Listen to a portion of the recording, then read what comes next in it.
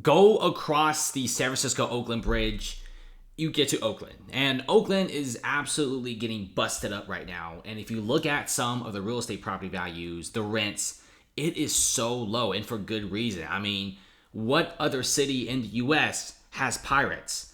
Well, nothing, right? It's Oakland. They have pirates, they got organized crime. I mean, they got Little Saigon constantly being robbed. I mean, people even compare this place to like a war zone. And you're seeing even more stuff happening in Oakland, right? It's Target's closing down, Starbucks is closing down. We're seeing plenty of real estate developers no longer developing homes. And look at some of these property value prices. They're only getting lower and lower and lower. And generally speaking, homes like these sell for a lot of money in the Bay Area. Like, look at this multi-family unit, right? 4 beds, 2 baths. It's going to give you great rental income. You're telling me only $675,000 in the Bay Area? That's some insane and super cheap numbers. Nobody wants to buy it, right? You even got like these tiny little houses being foreclosed. Nobody's wanting to spend money to buy Oakland real estate, and nobody wants to live here, which is causing Oakland rents to fall the fastest among large US cities.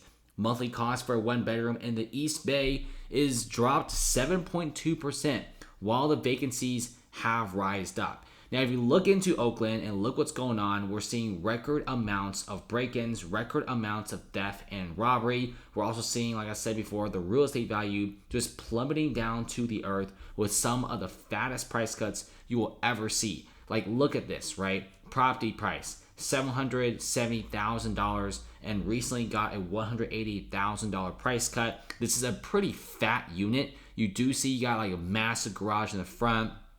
You know, you got a massive yard as well. I mean, properties like these, if you go to like Brooklyn, for example, these properties sell for $2 to $3 million.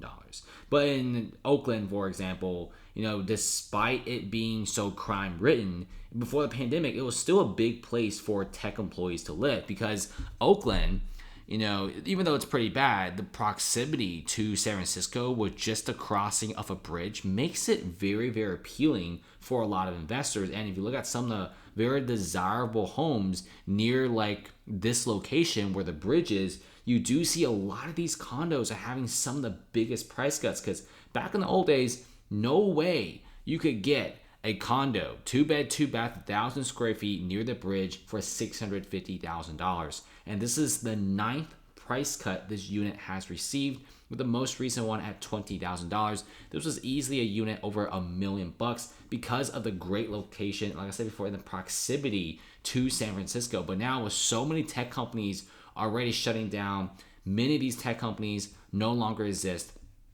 And funny enough, even Starbucks is leaving San Francisco in droves. We're even seeing places like LinkedIn closing down their offices. And it's kind of funny. The company that supplies jobs to people is now moving out of San Francisco because of crime and also all sort of crazy shenanigans. This is no longer the city of opportunity. In fact, people are honestly very sick and tired of what the Bay Area has to offer. There's rampant crime. You just can't make any money as a real estate investor anymore. And also there's insane laws that prevent landlords from collecting any rent from the tenants. And in fact, squatters have more rights than people who own the property themselves, which is absolutely crazy. And check this out.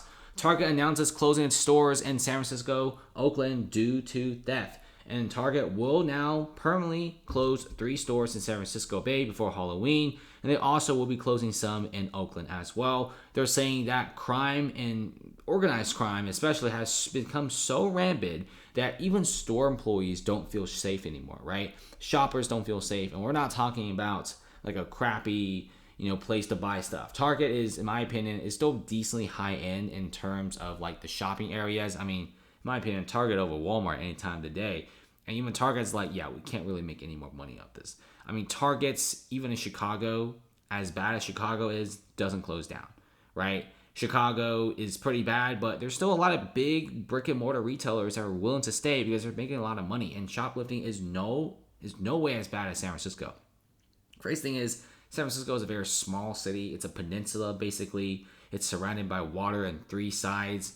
Population 800,000 people. And obviously, we're going to be seeing some pretty massive decreases in price in terms of real estate in San Francisco because of many of these store closures. And then, of course, you also have many of the big tech companies leaving and possibly even Dior leaving because these massive organized crime rings and smash and grab thieves are becoming more and more frequent by the day. When you check some of these out, Starbucks is closing in. That's pretty sad. And like I said before, big tech is now leaving in massive droves. You even have some of the biggest tech events leaving San Francisco for places like Las Vegas, which has traditionally been a more of a gambling hub, but Sin City has now become one of the biggest tech hubs in the whole entire United States at the expense of the Bay Area. So Oakland's rent is dropping. 7.2% is nothing to scoff at, especially rents in many of the finer U.S. cities are already going up. Places like Miami, for example, prices continue to go up. Many of the suburban Midwest cities, populations under 500,000, are going up insanely fast.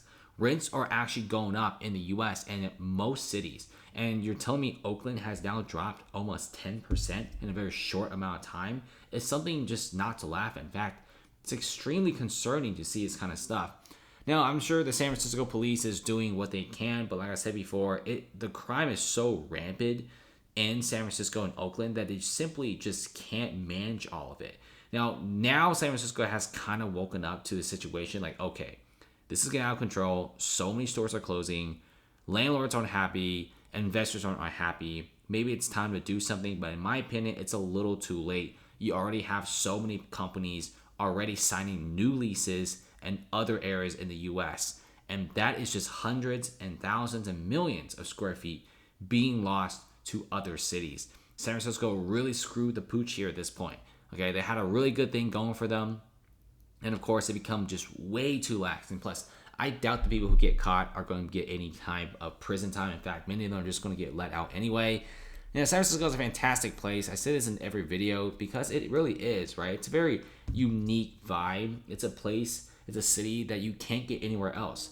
Like, the atmosphere is just totally different. Like, from the weather to the fog and also to like the hills and also the skyscrapers in the background. It's just a very unique place that you just can't get anywhere else. I mean, Manhattan's cool, but San Francisco, it's a totally different vibe, right? A lot of tech people who want to do tech come to San Francisco, get an office, they start their startup. But now it seems like it's just so undesirable, right? Residents are scared to come outside their apartments and condos.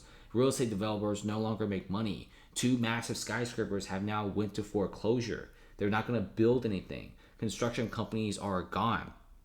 It seems like people are just leaving, right? It seems like the new startup capitals, the new tech capitals is like Las Vegas, Austin, and Miami. It seems like the traditional hubs for finance like Manhattan, tech hubs like Silicon Valley are no longer relevant. It seems like everyone is just moving to the place they want to be, and it's kind of sad, right? San Francisco's vacancies for offices are closing in at 40%, but in my opinion, it's more like 50 to 70% because a lot of buildings are empty, but they're still being leased out because the lease hasn't ended yet. But once the lease ends, you're going to be seeing vacancies through the roof, and I don't think the city can recover right now without any sort of super drastic change.